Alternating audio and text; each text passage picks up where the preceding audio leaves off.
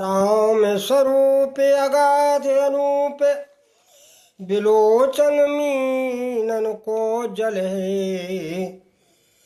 श्रुतु राम कथा मुख राम को नाम, ये मैं रामई को थल है। गति रामई सो रति रामई सो मति रामई सो रामई को बले। सबकी न कहे तुलसी के मते, इतनो ही जग जीवन को फल है। बोलिए भक्त वत्सल भगवान की जय, श्री सद्गुरु भगवान की जय। जब भगवान श्री राम वनवास के अवसर पर रात्रि में विश्राम कर रहे थे और श्री लखनलाल जी पहरा दे रहे थे, उसी समय श्री निशातराज जी श्री लखनलाल जी के पास आकर के हाथ जोड़ करके और बड़े दुखी होने लगे। कहने लगे, हे तात, आज प्रभु इस घास फूस की पर शयन कर रहे हैं, ऐसा देख कर के हमें बड़ा दुख हो रहा है। वास्तव में कैकेयी का हृदय कितना कुटिल है कि जिसने सुख के अवसर पर भगवान को दुख दे दिया है। तब कहने लगा, कैकेयी नंदन मंदमति कठिन कुटिलपन कीन, वो जय रघुनंदन जान की सुख अवसर दुख दीन। जब ऐसा कहा तो श्री लखनलाल जी महाराज समझाने लगे कि हे तात, तुम दुखी मत हो।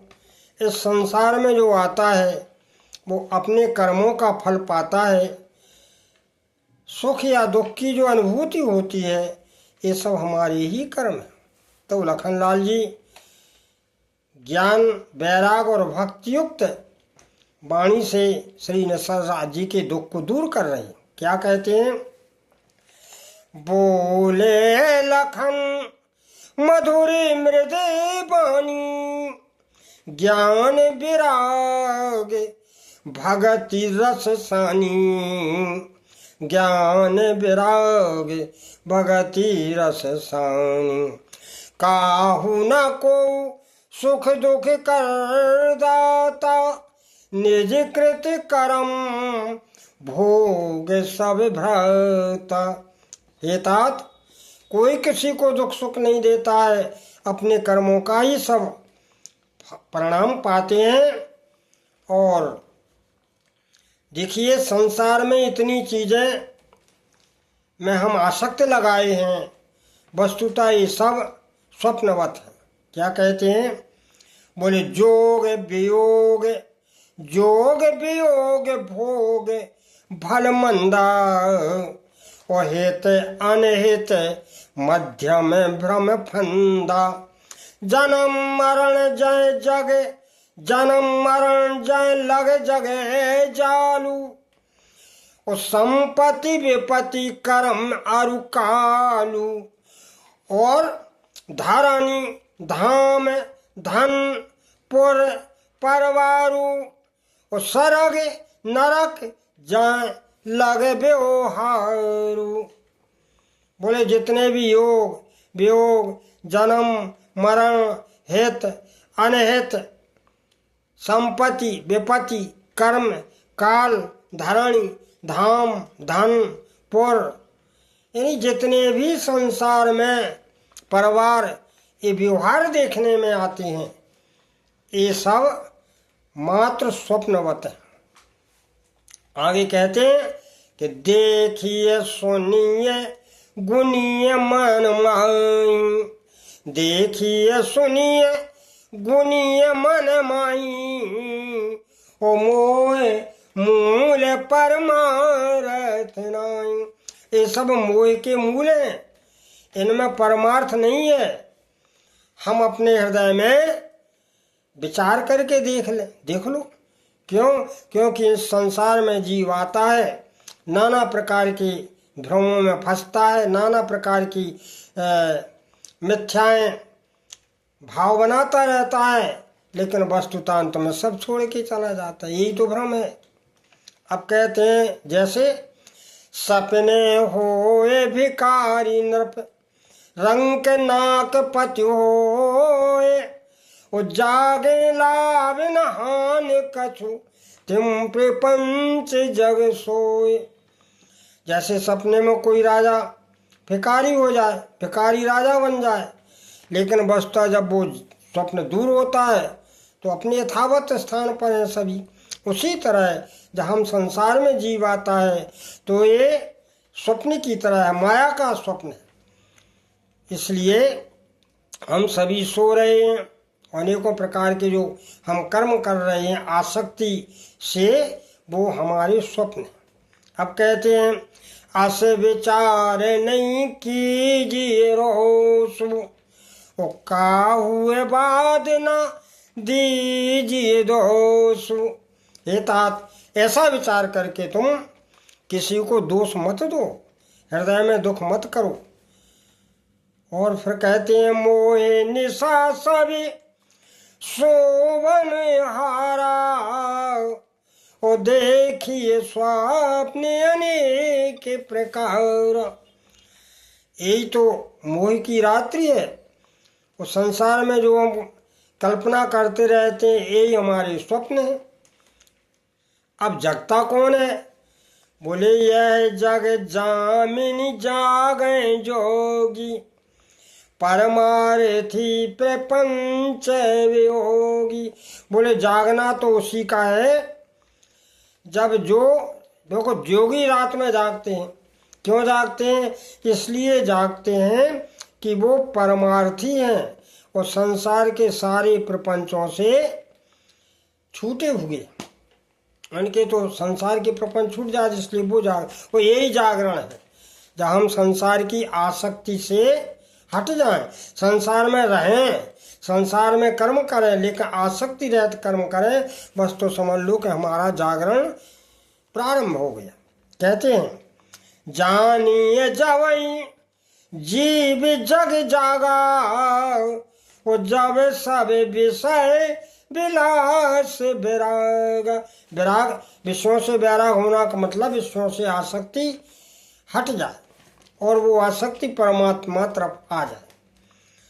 बोले होए विवेक मोह भ्रम भागा, और जब संसार की आसक्ति हट जाएगी तो फिर तब रघुनाथ चरणे अनुराग, तो फिर परमात्मा के श्री चरणों में अनुराग होने लगे, भगवान याद आने लगेंगे। ऐसा जो है श्री लखनलाल जी ये शिक्षा दे रहे हैं श्री क्या नाम निषाद जी को।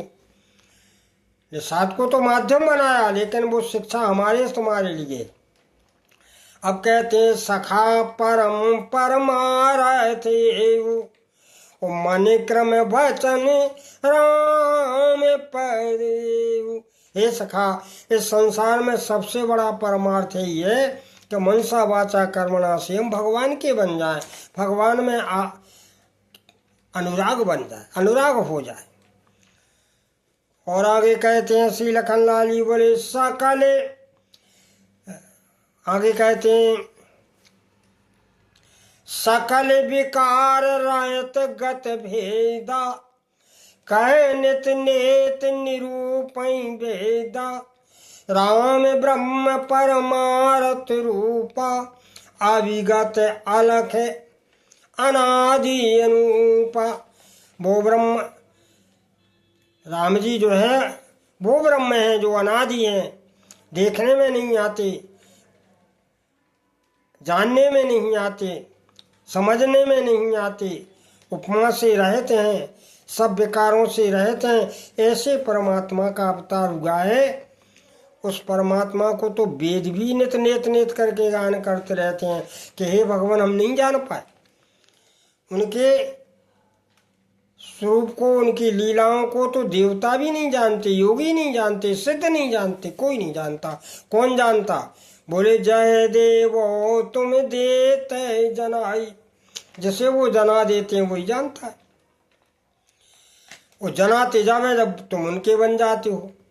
तो इसलिए श्री लखनलाल जी कहते हैं कि भगति भगति भूमि भूसुर सुरवि स्वरेत लागे कृपाल करत चरित धर्म अनुज तन वो सुनत मिटई जग जाल।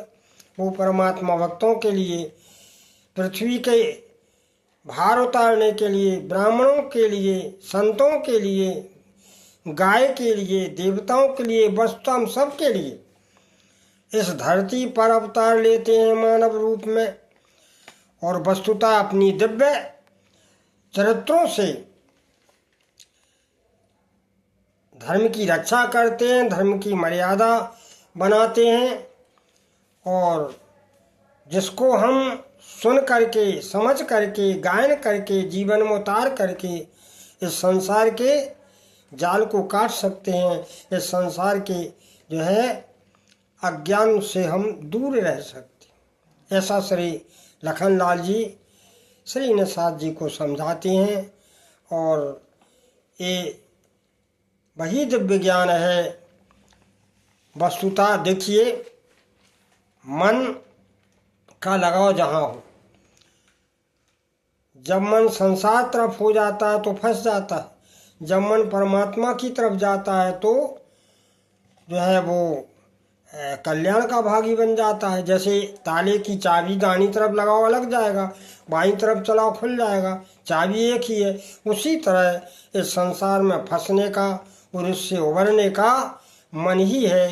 जो मन परमात्मा की ओर चला जाए तो संसार से उबर। इसलिए हमें भगवत नाम का स्मरण, रूप की झांकी का ध्यान और उनके चरित्रों का गायन और जीवन में उतारने का भाव बन जाए, जीवन में उतारने की क्रिया होने लगे तो इस संसार को आसानी से पार किया जा सकता।